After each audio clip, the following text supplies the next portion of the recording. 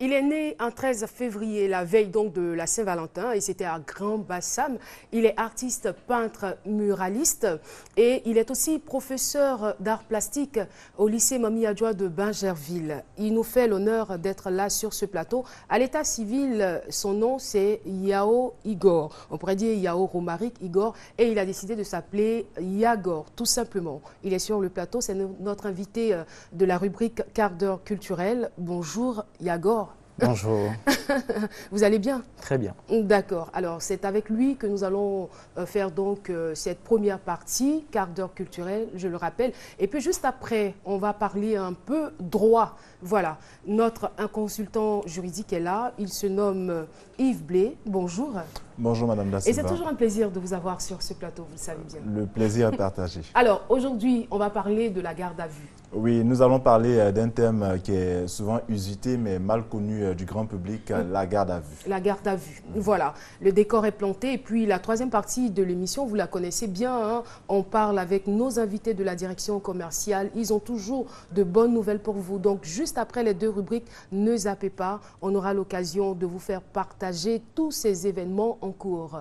Voilà. Nous avons aussi de la variété musicale au cours de cette émission. La première que nous propose RTI Musique en collaboration avec notre réalisateur. La voici. À tout de suite.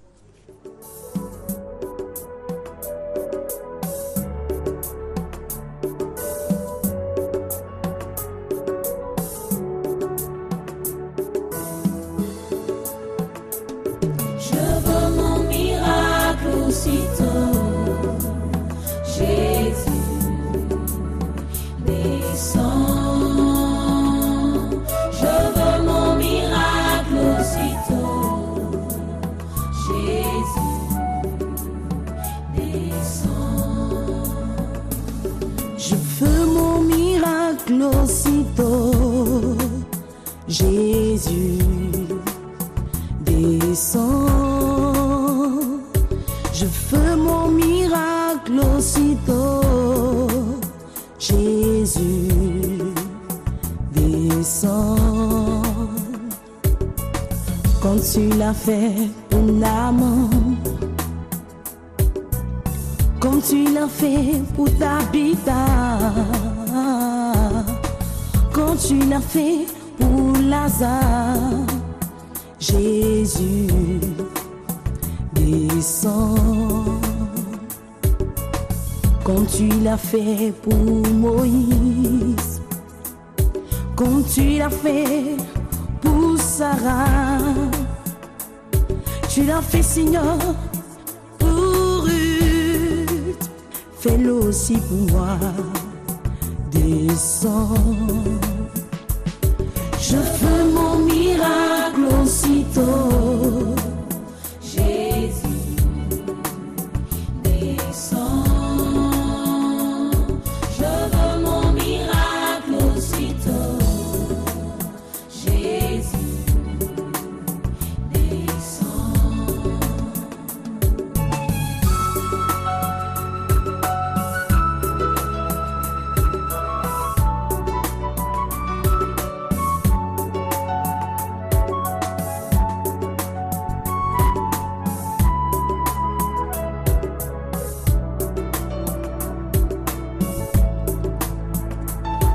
Je veux mon miracle aussitôt, Jésus descend.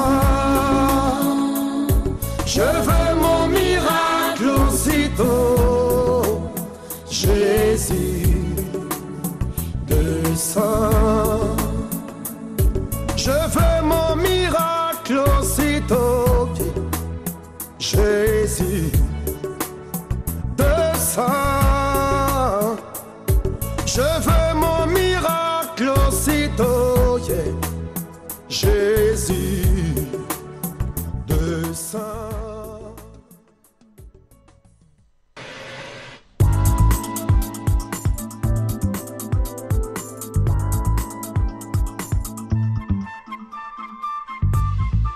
Voilà, Voilà, de retour donc sur le plateau de Midi chez nous. Nous sommes en compagnie de Yagor. Yagor, il est artiste peintre, je le rappelle, et il est enseignant au lycée Mami Fete. Voilà, rendez à César ce qui est à César. Exact. Mami Adjoa, c'est Yamoussoukro. Yamoussoukro. Mami Fete, c'est Bingerville. Bingerville. Voilà, alors, l'aventure a commencé apparemment depuis l'école primaire. Bien sûr. D'accord, on veut en savoir plus.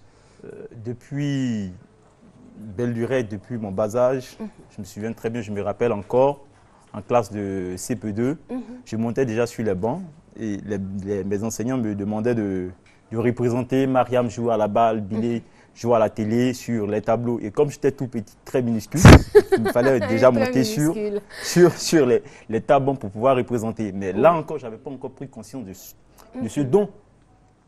Je le faisais comme ça parce que c'était un simple plaisir de dessiner sur le tableau de classe. Jusqu'à ce que... Mais inspiré par qui à cette époque? Inspiré par qui? Ça démarre à la maison, ça démarre, je ne sais pas. Je veux dire, la passion de dessiner naît à quel moment? J'avais déjà cette passion de voir des bandes dessinées. D'accord. Voilà. Je ne savais pas en fait ce que c'était Il n'y avait pas un tonton à la maison là? Non, il n'y avait personne. Il n'y avait personne. Je ne savais pas vraiment ce que c'est qu'un artiste dans le temps, parce que ce n'était pas de mon milieu. Moi, j'étais encore à l'intérieur avec mon papa, lui-même pédagogue. On se promenait un peu partout. Voilà. Et donc, on peut dire que c'est inné. Hein. Voilà. Je peux comprendre ça comme ça. Je peux comprendre ça comme ça jusqu'à ce que j'ai le bac. Et quand j'étais au lycée, il y avait des prix, des mocros en couleur que j'ai été deuxième, j'ai remporté des prix. Mais ça ne me disait toujours rien, parce que j'avais déjà fait une vocation pour être philosophe. Voilà, j'aimais très bien la philosophie quand j'étais en terminale. Et pour moi, après le bac, j'allais faire soit la philosophie ou jouer au foot. Voilà, c'était les deux options pour moi. Et quand j'ai... Jouer au foot? Jouer au foot. Philosophie, jouer au foot? Philosophie ou jouer au foot. Ah bon? Quand j'ai eu mon... C'est deux domaines diamétralement opposés. J'avais déjà cette vocation d'être artiste footballeur. Et pour moi, si ça ne marche pas, que je rentre à l'université, je deviens philosophe. Parce que vous étiez très bon joueur à l'époque? Oui, je crois bien. Je crois bien. D'accord. Et là, après... Mais aujourd'hui, vous ne regrettez pas votre choix? Non, pas du tout. Quand vous entendez les salaires de Lionel Messi... non, mais ça va arriver. Inévitablement, ça va arriver dans le domaine de l'art. Vous y croyez, hein? Bien sûr. D'accord. Alors, donc, vous décidez comme ça de... Au départ, ce n'est pas quelque chose de sérieux. Oui. Et puis après, ça devient votre métier. À quel moment vous prenez conscience de la chose? Vous prenez conscience du fait que vous devez matérialiser ce talent, vous devez l'officialiser. À quel moment de votre vie? C'est juste après le bac. Juste après le bac. Je passe le concours d'entrée à l'INJS et j'échoue. Et là, je suis en train de me promener dans le marché de Koumassi. Et je crois mon professeur d'art plastique, il me dit, mais tiens Igor, est-ce que tu as présenté le concours d'entrée à l'INSAC? J'ai dit non. Paraît-il que c'est déjà terminé. Il dit non. Mon frère même, mon petit frère là-bas, il va t'accompagner faire les dossiers. Et j'arrive, j'étais déjà à une semaine de la fin du dépôt des dossiers. Je me suis empressé, j'ai déposé mes dossiers, je suis allé passer le concours. À ma grande surprise, je suis admis. Et là, à l'université, au lieu d'être orienté en philosophie, je suis orienté en art et communication. Wow. Et donc, il fallait faire les deux. Mais il faut faire un choix. En deux mots, choisir le moins de mal. Je suis déjà à l'INSAC. Le moindre mal. Voilà, Pourquoi le moindre mal? Parce que si je devais aller à l'université pour faire l'art et la communication, alors qu'à l'INSAC, il y avait le côté pratique qui était déjà donné, alors pourquoi ne pas choisir à faire en même temps la théorie et la pratique à l'INSAC, puisqu'à l'université, c'était beaucoup plus théorique. Donc, j'ai opté pour la pratique. D'accord. Et puis, vos sources d'inspiration, le tableau effacé. Exact. Après ce parcours à l'INSAC, j'ai eu la chance, je dis bien la chance parce que parmi tant d'autres de ma promotion d'entrée dans une école au CFPAC pour faire la formation pédagogique pour être enseignant. Et là, maintenant, je suis enseignant. Je rentre en classe. D'accord. Alors, on va parler, avant même d'atteindre le tableau, vous entrez en classe, vous êtes dans un, j'allais dire, dans un collège de filles. Oui. Il n'y a que des filles là-bas. Il n'y a que des filles. Et vous êtes jeune, et puis vous n'êtes pas mal du tout. Comment ça se passe? Dites-nous un peu. Est-ce qu'elle ne vous fatigue pas ou c'est vous qui les fatiguez? Dites-nous tout. Non, non, non. Je crois que c'est une question de principe. Hein. Il faut savoir ce qu'on veut. Non, dites-nous la Voilà. vérité. Non, je vais dire la vérité. Dites-nous La vérité au grand Ici, jour. on dit tout. Hein. La vérité au grand jour et à l'antenne en plus. C'est vrai, c'est de jeunes filles. Je vois M. Blé qui vous regarde avec... Il y en a de très belles filles dans un lycée de jeunes filles parce que c'est toutes les couleurs que vous pouvez voir de femmes que vous pouvez croiser. Il y a certaines qui vont même oser même vous draguer. Ça arrive. Hein. Ça arrive. Mais en fait... Et qu'est-ce que vous faites dans ce cas? C'est pas du tout méchant. Dans ce cas, moi, je trouve toujours une manière de pouvoir leur faire comprendre que je ne suis pas là pour ça. Que je suis enseignant, ça s'arrête là. Et le rapport que je dois avoir avec mes élèves, c'est un rapport d'enseignant. Bon, d'accord, on va faire un truc. Je prends mon téléphone et j'appelle ma petite sœur. Elle est dans ce collège. Je vais l'appeler et puis lui demander si elle vous connaît et puis lui demander aussi si ce que vous dites est vrai. Elle pourra témoigner de vivre. Elle pourra le témoigner? Je lève la main droite. D'accord, d'accord. Je vous crois. Je vous crois sous parole, on ne va pas aller plus loin. D'accord, donc comme ça, vous entrez en classe et vous constatez tout le temps que le tableau est mal effacé. Mal effacé. Et ça vous inspire. Et je me dis, mais attends, en tant qu'artiste, au lieu de tout le temps me plaindre que le tableau est mal effacé, qu'est-ce que je peux tirer de ce tableau mal effacé? Et c'est là que j'ai eu l'idée de conceptualiser le tableau de classe mal effacé. Mais qu'est-ce qui vous attirait, qu'est-ce qui vous fascinait dans ce tableau mal effacé? Je veux dire, c'est vrai, au départ, c'est quelque chose que vous dédaignez. Vous entrez en classe, vous constatez tout le temps que le tableau est mal effacé, vous en voulez aux élèves, mais au lieu de vous plaindre tout le temps et toujours, vous décidez de prendre cela comme atout et de le transformer à votre guise. Je rentre en classe, je trouve des écritures mathématiques, on fait l'anglais, après on efface, on fait la philosophie, on efface, on fait les mathématiques, on efface. Il y a toujours un bout de mot qui reste toujours tout le temps sur le tableau. Et moi je dis, attends, qu'est-ce que je peux faire de cela?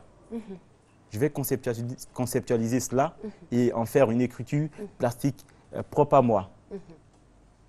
C'est comme ça que tout est parti. Et ça donne quoi?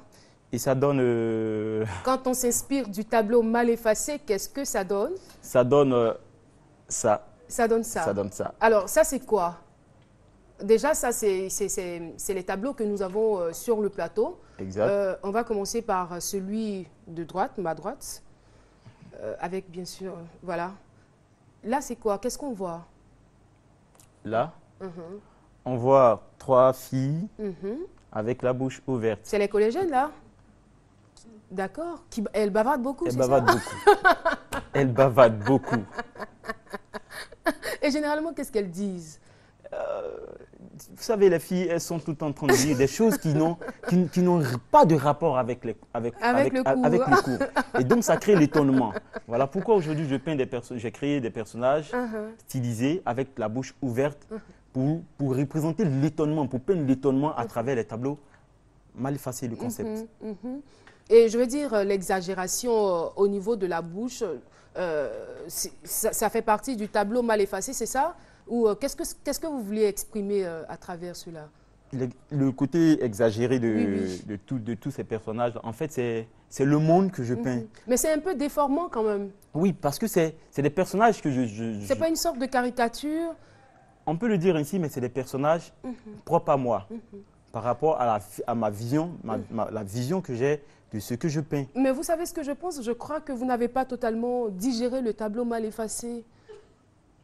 Oui, c'est l'impression que j'ai. Je veux dire, pour faire des yeux comme on voit, pour faire une bouche aussi de façon exagérée, c'est votre ras-le-bol en quelque sorte que vous exprimez à travers ces tableaux, je me trompe?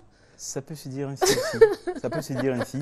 Mais attends, Monsieur Blé, vous voulez intervenir à ce sujet? Ça peut se dire ainsi. Moi, je soutiens entièrement Mme Da Silva lorsqu'elle dit que l'artiste n'arrive pas à digérer son mal.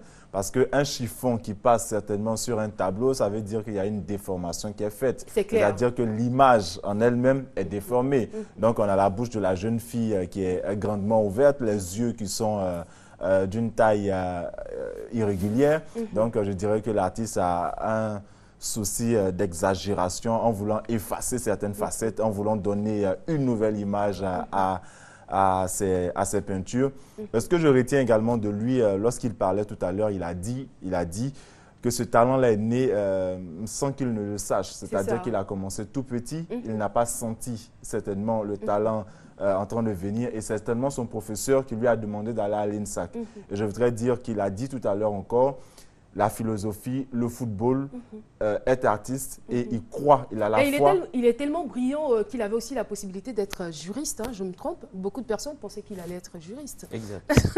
Ben, je voudrais dire que les grands artistes d'une certaine époque, c'était des juristes. Nous avons ceux qui... C'est un juriste qui vous parle. Hein, voilà, il y a certains qui se sont adonnés au théâtre, certains sont allés vers le théâtre, ils ont produit de grandes pièces de théâtre. Et dans le monde de la littérature, on remarque que la plume du juriste est une plume qui est recherchée. Elle va au-delà de celui qui a abordé les lettres modernes. C'est-à-dire que le juriste a la facilité d'écrire, il a la facilité de critiquer. Le juriste est partout puisqu'il intègre tous les domaines de la société. Il le critique par excellence de tous les domaines de la société. Monsieur Blé. Voilà. Je ne fais que dire ce que fait le juriste. Voilà. Merci beaucoup. Et moi, ce que je retiens dans tout cela et ce qui m'impressionne, c'est le fait qu'on peigne des choses laides, mais que le tableau, au final, soit beau. Voilà, parce que les tableaux sont beaux, on a de belles couleurs, même quand les couleurs sont sombres. Je veux dire, le tableau, finalement, il est beau. Pourtant, je n'arrive pas à comprendre, c'est un peu complexe quand même. On peint le laid pour ressortir le beau. Comment ça se passe? C'est un mystère qui peut être expliqué. Le mystère de Yagor. D'accord. Le mystère de Yagor. Parce que là, c'est ma face visuelle. C'est ça. Voilà. Là, c'est la face visuelle de l'iceberg, Yagor. Mais la face cachée, c'est toute une philosophie qui accompagne cela. Et c'est quoi cette philosophie? Au-delà des mots que vous exprimez, au-delà de la peinture que vous mettez sur ces tableaux, c'est quoi cette philosophie? Regardez très bien, observez attentivement ce tableau, par exemple. Il est beau. Ce tableau, par exemple. C'est pas la Joconde? Une Joconde africaine. D'accord. Ça, c'est une Joconde africaine. Et là, j'ai mis « Je suis amoureux de mon quartier ». Ce tableau n'est pas nommé la Joconde, mais c'est amoureux de mon quartier. Amoureux de mon quartier, pourquoi? Quand vous êtes dans un quartier, toujours dans un quartier, il y a une jeune fille qui passe, elle est toute belle, tout le monde l'apprécie, tout le monde l'aime. Mais on a toujours de quoi dire de mal sur cette jeune fille-là. Et pourtant, intérieurement, une fois que chacun va se retrancher, rentre chez lui, il trouve que non, mais Amoué, elle me plaît, Amoué, comme si... Mais quand on est ensemble, on dit non, Amoué, elle fait le malin, Amoué passe et salue pas les gens. Et pourtant, elle est gonflée. Elle est gonflée, et pourtant, tout le monde l'aime. Et donc, au fond de moi, je me dis, mais quand je crois ces personnes assises, en train de causer, tu te dis, mais attends, c'est étonnant de savoir que vous pouvez aimer une personne, et puis en même temps, et puis la dénigrer. C'est tout l'étonnement que je peins là, comme ça. Alors, donc, moi, en conclusion, ce que je retiens, l'être humain est comme cela. Et si vous êtes dans un domaine où si vous êtes une belle femme ou un bel homme, qu'on vous critique, ne le prenez pas forcément en mal, parce que souvent, c'est des personnes qui vous aiment bien, mais qui ne peuvent s'empêcher de dire des choses méchantes à votre propos. Bien sûr, mais là, quand le pathologique devient maintenant logique, dans d'autres tableaux, où, quand j'ai peint des personnages avec la tête renversée, ou le personnage qui porte la croix, par exemple, ces personnages-là, qui démontrent de l'état de notre vie quotidienne. Quand vous rentrez quelque part, vous asseyez, vous prenez une bière, par exemple. Vous prenez une bière, vous êtes assis de 18h à 19h avec une seule bouteille de bière. Et votre voisin à côté, il en a consommé 10. Et vous, on vous taxe de faux, de mauvais clients. Alors qu'on sait très bien que quand vous allez sortir, vous allez prendre le volant. Alors, le rationnel est devenu... Justement... C'est-à-dire maintenant, on prend le mal pour en faire pour le bien. pour le bien. On a Et l'impression qu'on rame quand même Voilà. à compte courant. Exactement. Le mal Voilà devient pourquoi la je norme. peins toujours l'étonnement. Mes personnages ont toujours la bouche ouverte. D'accord, d'accord. C'est très intéressant tout ce que vous dites. On a envie de continuer cette émission avec vous, de découvrir encore ce que vous entendez par rationnel, la face cachée de l'iceberg. On a envie d'échanger avec vous. Malheureusement, le temps qui nous a imparti est à son terme. Vous avez quelque chose à dire à l'endroit de toutes les personnes qui vous regardent? Pour toutes les personnes qui me regardent, j'aimerais bien leur dire de croire en leur potentialité. S'ils sont artistes, de croire en ce qu'ils font. Parce qu'aujourd'hui, dans le domaine de l'art contemporain, on peut partir de tout pour en faire de l'art, comme le tableau mal effacé. C'est des calculs mathématiques que je mets, mais tout est art aujourd'hui si l'art le veut. Alors il faut y croire, il faut persévérer en tout ce qu'on fait. Et c'est sûr qu'au bout du tunnel, on verra la lumière. D'accord. Alors, vous allez donner votre numéro de téléphone ou peut-être votre email, ça dépend. D'accord. Le email, c'est yagorxmillion@gmail.com. D'accord.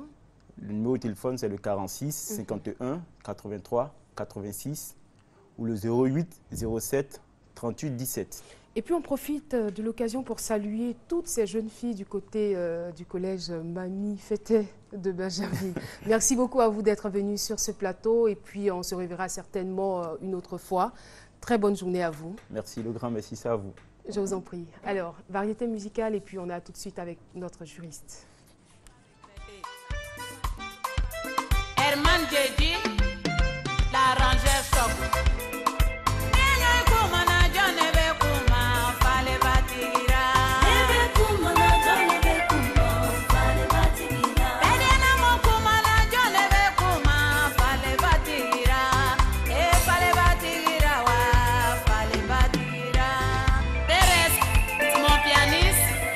Faro. Oh Lily,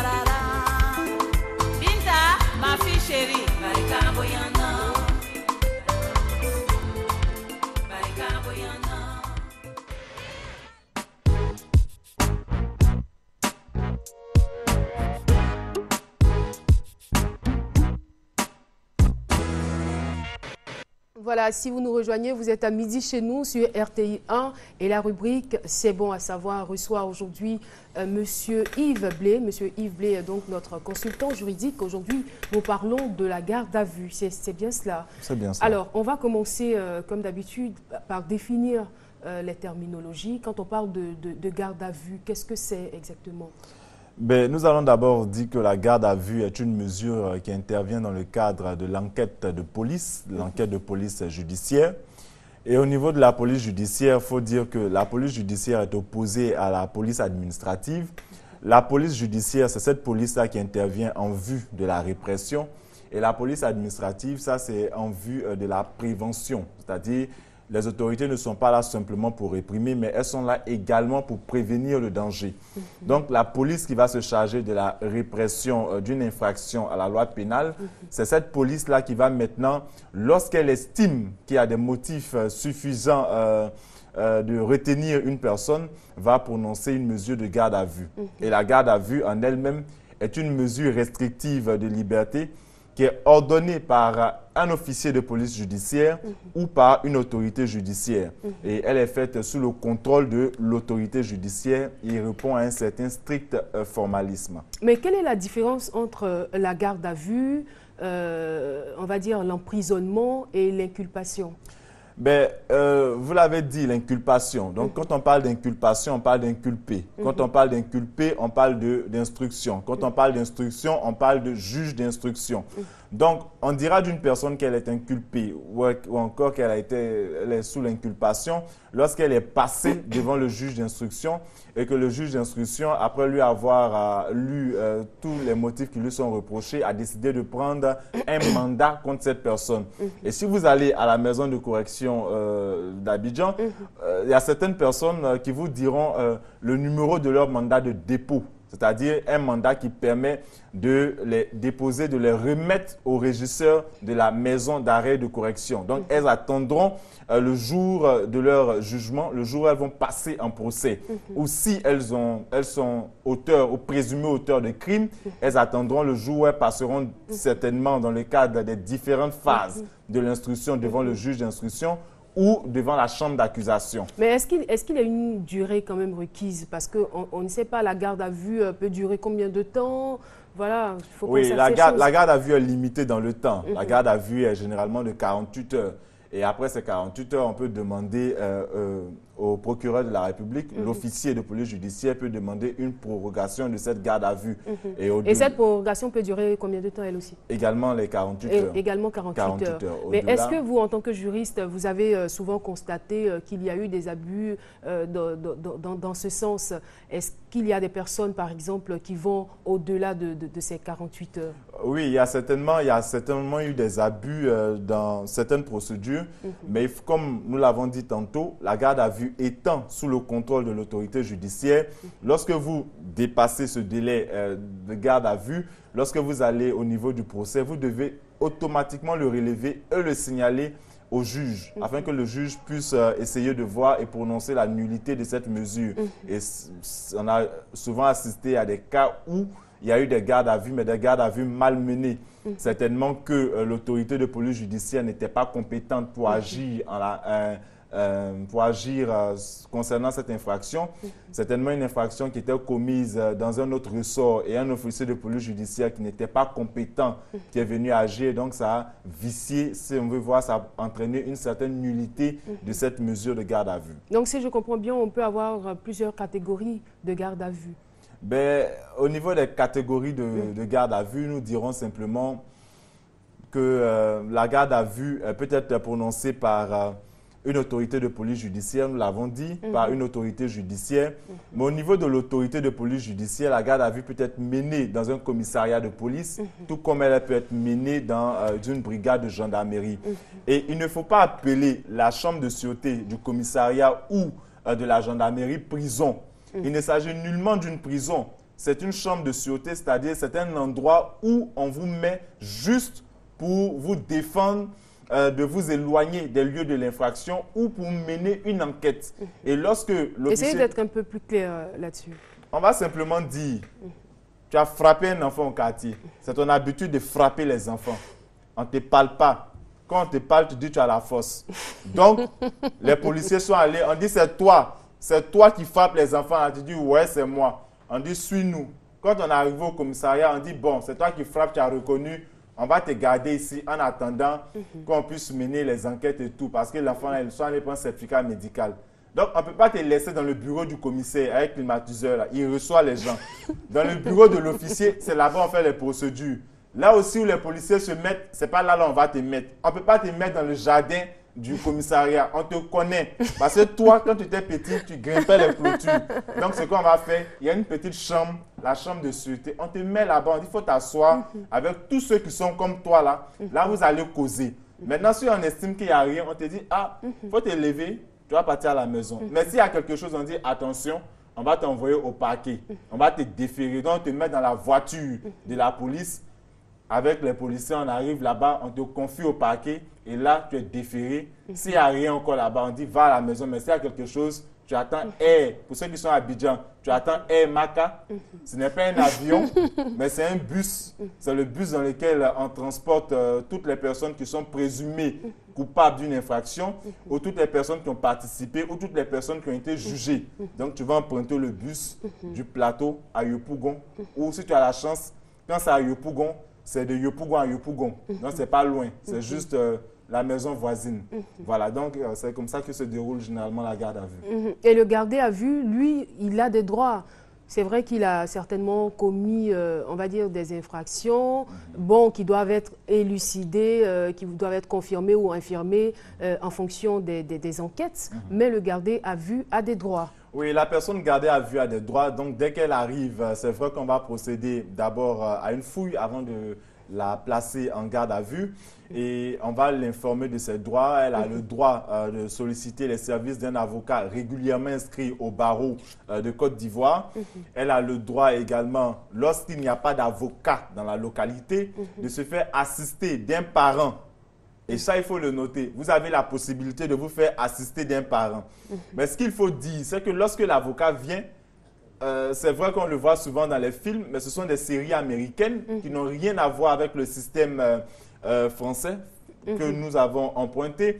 Donc, l'avocat n'a pas la possibilité de prendre la parole pendant l'interrogatoire. L'avocat s'évertue simplement à relever les irrégularités à la fin de l'interrogatoire sur le procès verbal et il signe.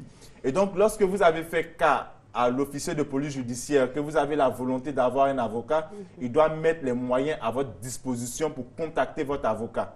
Et si vous n'avez pas d'avocat, il vous permettra certainement de faire appel à un parent qui fera venir votre avocat. Voilà. Alors, que peut faire donc le gardé à vue lorsque ses droits ne sont pas respectés? Mais lorsque ces droits ne sont pas respectés, d'abord, ses parents ont la possibilité de demander une visite médicale, c'est-à-dire qui permet à un médecin de venir et de voir s'il a des ennuis de santé. Il a également la possibilité, lorsqu'il ira devant le procureur de la République, de relever les irrégularités dont il a été victime. Et je tiens à préciser que l'officier de police judiciaire est placé sous le contrôle de la chambre d'accusation. Donc, la chambre d'accusation exerce un contrôle sur l'activité des officiers de police judiciaire. Ça veut dire quoi? Ça veut dire que c'est vrai, tu es officier de police judiciaire, tu es puissant, tu es gradé, tu peux faire ce que tu veux. Mais attention, ça veut dire tout simplement que tous les actes qu'un officier de police judiciaire pose en étant en train de travailler, la chambre d'accusation a un droit de regard. Donc, à un certain moment, si on se rend compte qu'il est en train de mener des actes qui portent atteinte aux droits des personnes gardées à vue ou des personnes qui sont déférées devant lui, la chambre d'accusation a la possibilité de juger l'officier de police judiciaire et dans certaines hypothèses, de lui retirer, je dirais, la qualité d'officier de police judiciaire. Et nous avons eu des cas pareils en Côte d'Ivoire. Je le dis bien, nous avons eu des cas pareil en Côte d'Ivoire. Des officiers de police judiciaire. Et je vais pour vous raconter une anecdote. Allez-y. Un officier de police judiciaire qui reçoit à son commissariat un élève magistrat sous le prétexte de ce que l'élève magistrat était saoul. L'officier de police judiciaire se permet de mettre l'élève magistrat en garde à vue sans avoir référé au procureur de la République. Et l'élève magistrat qui se réveille le matin de sa situation de la veille, qui, sachant ses droits, actionne la procédure. L'officier de police judiciaire conduit devant la chambre d'accusation au moment de se défendre. Tout ce qu'elle pouvait dire, il était saoul, j'ai pas cru qu'il était élève magistrat, je l'ai mis derrière le comptoir, je l'ai placé en garde à vue. Et si elle disait par exemple que c'était juste pour sa protection, voilà, parce que soit il était au volant, il aurait pu faire un accident, donc j'ai pas jugé, j'ai pas eu d'autre choix que de le mettre à garde à vue pour le protéger. Ben, je me demande comment un officier de police judiciaire qui est placé sous l'autorité, d'abord sous la direction du procureur de la République, sous le contrôle de la chambre d'accusation, qui reçoit un élève magistrat, une personne qui est censée demain ou encore qui est censée marcher dans les voies de la justice, qui est en difficulté, peut placer cette personne en garde à vue.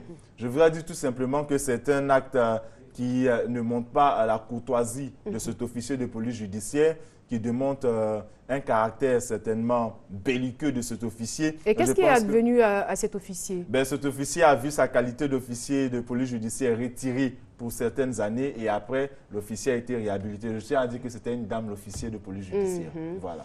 Faut dire que la loi est quand même respectée par la loi est respectée en Côte d'Ivoire. Voilà. Donc, on n'a pas à craindre, on n'a pas à dire que la police est au-dessus de tout le monde. Il faut tout simplement savoir qu'elle est la police. Elle est là pour faire respecter les règles, mais elle est sous le contrôle. Elle est d'abord sous la direction du procureur de la République et elle est sous le contrôle de la chambre d'accusation. Alors, on parle toujours de garde à vue. Il y a un âge requis. À partir de quel âge on peut être gardé à vue? Ben, je voudrais tout simplement dire, si vous me posez la question dans ce sens, c'est comme si vous me demandez, est-ce qu'il y a un âge suivant lequel on peut être amené à être responsable. Je voudrais tout simplement dire que même le mineur, dans certains cas, c'est vrai, il y a irresponsabilité pénale lorsqu'on a 13 ans. Il faut faire des distinctions, mais à partir de 16 ans, on est assez apte pour aller déjà en prison. Donc, quand on a 16 ans, on ne va pas peut-être signer sans l'assistance de la personne qui a la puissance paternelle, mais déjà à 18 ans, on est majeur pénalement. Donc, il faut faire attention. D'accord, nous avons encore 1 minute pour terminer. Votre mot de fin? Ben, mon mot de fin, c'est tout simplement pour dire à tous nos concitoyens que la personne gardée à vue a des droits. Elle a le droit de solliciter les services d'un avocat lorsqu'elle est gardée à vue. Et lorsque dans la localité, il n'y a pas d'avocat, c'est votre droit le plus absolu de vous faire assister par un membre de votre famille. Et vous avez le droit, après les 48 heures, de solliciter une visite médicale. Un médecin viendra vous examiner pour voir les difficultés que vous avez. Voilà. D'accord. Alors, nous sommes au thème de notre entretien. Monsieur Yves Blé, merci beaucoup. Merci d'être venu. Et puis, on ne va pas se séparer sans saluer Madame Ouattara de Dabakala qui vous a appelé, c'est ça? De Dabakala. Voilà, donc elle suit l'émission. C'est une femme d'un certain âge, vous l'avez dit. Et nous saluons toute la population de Dabakala, toute la population de Côte d'Ivoire, tous ceux qui nous suivent en tout cas. Merci de continuer de nous suivre. Et puis, le numéro de téléphone de Monsieur Yves Blé? Le 47 41 87 11. C'est bon à savoir pour aujourd'hui, c'est terminé. On parlait donc de la garde à vue. L'émission se poursuit, restez en notre compagnie. On se retrouve juste après cette vidéo.